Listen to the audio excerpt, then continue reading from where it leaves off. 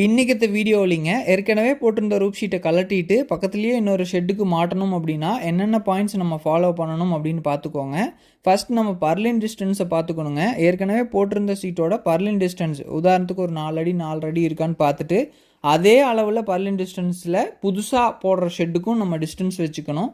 ரெண்டாவது ஸ்க்ரூ எந்தெந்த இடத்துலலாம் போட்டிருக்காங்கன்னு பாருங்கள். சப்போஸ் மேட்டில் போட்டிருந்தா அதே இடத்துல நம்ம யூஸ் பண்ணிக்கலாம். பள்ளத்தில் போட்டிருக்காங்க அப்படின்னா வேறு வழி இல்லைங்க. பள்ளத்திலேயே நம்ம ஸ்க்ரூ பண்ணிவிட்டு அந்த ஸ்க்ரூவை சுற்றியும் ஈஸி சீலோ இல்லை சிலிக்கான் பேஸ்ட்டோ நம்ம அப்ளை பண்ணி விட்டுட்டோம்னா துரு பிடிக்கிறது கொஞ்ச நாள் நம்ம அவாய்ட் பண்ணலாங்க. மூணாவது, நாங்கள் இது எதுவுமே ஃபாலோ பண்ணல அப்படின்னா ஸ்க்ரூவை சீட்டோட மேல் குளவுலேயே பண்ணிக்கோங்க.